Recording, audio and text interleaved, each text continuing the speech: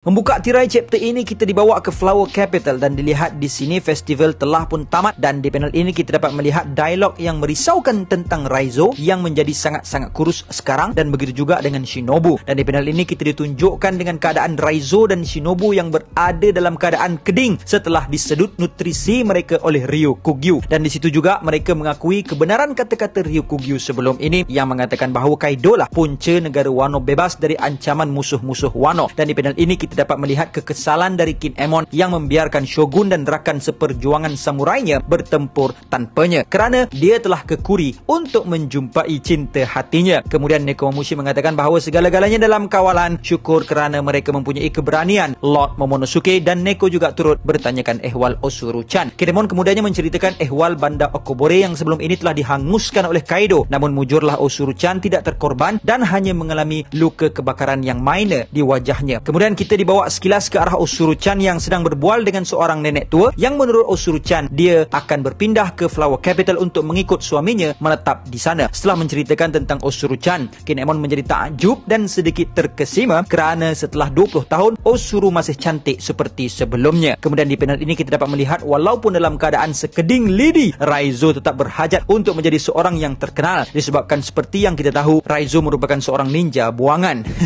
Kemudian Carrot telah hadir seperti yang diarahkan Neko dan Inu dan bertanyakan kepada Duke-nya untuk tujuan apa mereka berdua memanggilnya. Inu mengatakan supaya Carrot menjadi pemimpin baharu untuk bangsa Ming, The Mokomo Dukedom, dan dengan selamba Carrot menerima tawaran tersebut. Namun setelah dia menyedari, dia menjadi terkejut dan tidak inginkan jawatan tersebut. Namun Inu menjelaskan bahawa mereka berdua, Neko dan Inu, telah menetapkan bahawa mereka akan terus tinggal di Wano untuk berkhidmat untuk Kozuki Clan dan melindungi Momonosuke. Dan Neko menegaskan bahawa Carrot dan yang lain-lain telah tumbuh matang setelah mengikut pengembaraan sementara semasa bersama Mugiwara Crew dan yakin mereka mampu untuk memimpin generasi selanjutnya. Kemudian Carrot cuba untuk mengelak jawatan tersebut dan mengatakan bahawa Ming yang lain adalah lebih kuat berbanding dirinya. Kemudian muncul The Three Musketeer Inuarashi membenarkan kata-kata Carrot, dan disebabkan mereka lebih kuatlah mereka yakin untuk membantu melindungi negara Zou di bawah pimpinan Carrot, dan Wanda yang juga hadir di situ memuji Inu dan Neko yang memiliki hemat dalam membuat keputusan dan memutuskan bahawa dirinya juga akan berada di samping Carrot. Kemudian Wanda mengatakan bahawa semangat Pedro akan terus hidup di dalam diri Carrot lebih dari orang atau Mings yang lain. And it has been decided, dan negara bergerak Zou kini telah beralih tampuk pimpinan kepada generasi muda. Kemudian scene beralih ke arah Sukiyaki yang akhirnya telah mempunyai kekuatan untuk mengakui bahawa dirinya sebenar adalah Kozuki Sukiyaki yang selama ini menyamar sebagai Tenguyama Hitetsu. Mengetahui perkara tersebut, Momo dan Hiyori telah rebah di ribaan dan bahu Sukiyaki kerana selama ini mereka menyangkakan yang mereka hanya ada each other sahaja. Namun sekarang mereka telah mengetahui yang mereka masih memiliki Tok Wan untuk mengadu kasih. Sukiyaki telah meminta maaf dengan begitu sekali kerana gagal menjadi atuk yang baik. Kemudian The Red Scabbard juga turut hadir, dan Sukiyaki menyedari bahawa sebilangan dari Red Scabbard juga sebenarnya telah menyedari identitinya dari awal lagi kerana menurut Kawamatsu memakai topeng Tengu di luar Flower Capital adalah sedikit aneh. Jadi dia mengetahui bahawa Tenguyama kanlah Swordsmith sebarangan, dan Kiku juga telah menduga dari awal lagi, cuma dia tidak ingin membongkarkan identiti Sukiyaki tanpa hak. Dan sekali lagi Red Scabbard pula yang dipohon maaf kerana kecuaiannya sebagai shogun. Dan di panel ini kita dapat melihat Kinemon sungguh pun Kawamatsu, Denjiro dan Kiku telah mengetahui bahawa Tenguyama adalah Sukiyaki, namun dirinya langsung tak sedar apa-apa.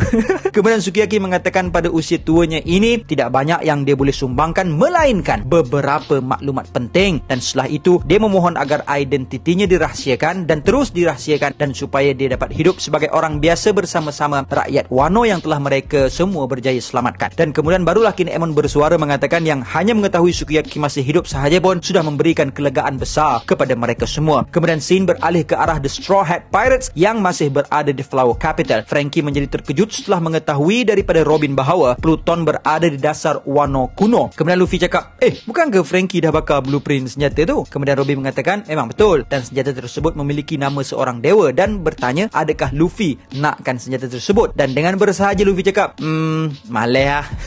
Dan Robin cakap, dah agak dah. Tapi kenapa Oden nak keluarkan senjata tu? Kemudian Shinobu telah hadir dengan Otama dan menyampuk tiba-tiba. Apa? Cakap sekali lagi. Korang tanya siapa gadis memikat seperti ancient weapon? Itulah saya, Shinobu, yang sebelum ini hanya tinggal kulit dan tulang setelah insiden dengan Rikugyu.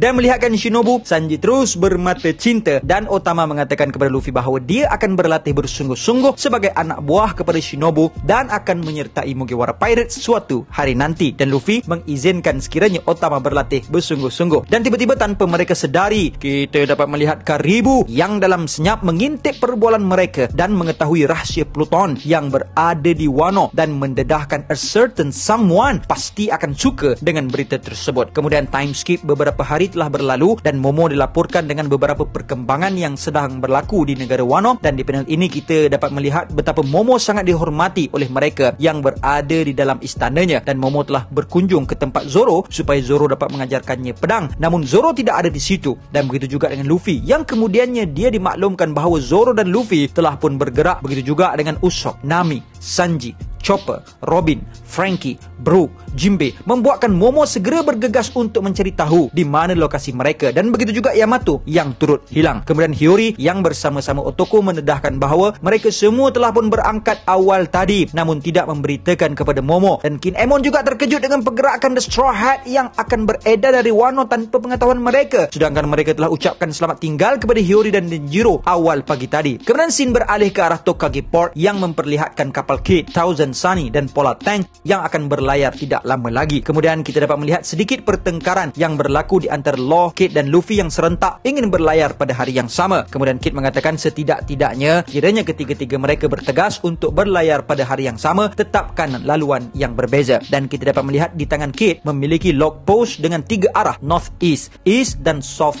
East. Kid dan Luffy kedua-duanya memilih East iaitu laluan tengah di log post dan Law memilih North East dan menegaskan yang tak ada siapa yang argue dengan dia, jadi dia boleh berlayar dulu. Kemudian Law mengatakan bahawa di antara ketiga-tiga arah North East lah yang paling direct laluannya dan mengatakan yang Kid dan Luffy macam budak-budak pilih sesedap hati je tanpa memikir.